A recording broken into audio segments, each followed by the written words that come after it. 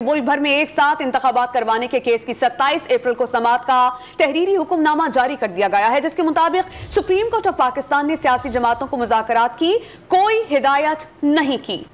Case जुमे को दिन 11:30 बजे समाअत के लिए मुकर्रर कर दिया गया। मजीद जानते हैं डॉन न्यूज़ के नुमाइंदे हसीब भट्टी से। हसीब बताएगा, हुक्मनामा जारी किया गया है, क्या तहरीर है?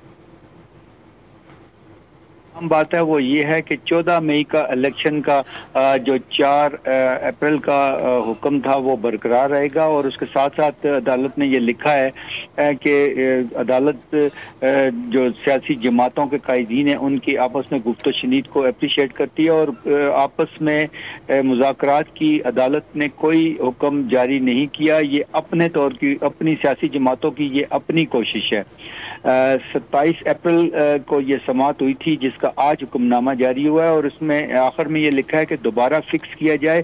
लिहाजा कल आज हुक्मनामा जारी होने के बाद कल के लिए इस केस को फिक्स कर दिया गया है और कल दोबारा इस केस की समाअत होगी।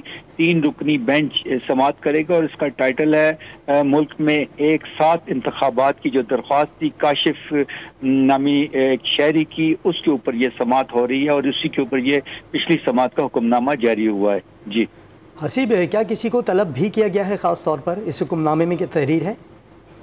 देखिए, इसमें पीटीआई ने गुज़श्ता रोज़ अपनी जो मारूज़ात थी, जो गुफ्तो शनीद थी, उस हवाले से जो आपस में इनका एक दिन इंतखाबात कराने के हवाले से जो बातचीत थी, उस हवाले से उन्होंने एक दरख्वास्त की शक्ल में अपनी मारूज़ात जमा करवा दी हैं अदालत में, जबकि ज़रा ये बताते हैं कि हुकूमत की जानिब से कल जमा कराई जाएंगी। और इस हवाले से ज़ाहिर है जब कोई केस किसी समाअत के लिए मुकर्रर होता है तो उसमें अटार्नी जनरल को और मुतलका जो दरख्वास्त गुजार हैं उसके वकील को नोटिस किया जाता है और वो इसी तरह उनको नोटिस कर दिया गया है कल के लिए। जी ठीक, हसीब बहुत शुक्रिया आपका।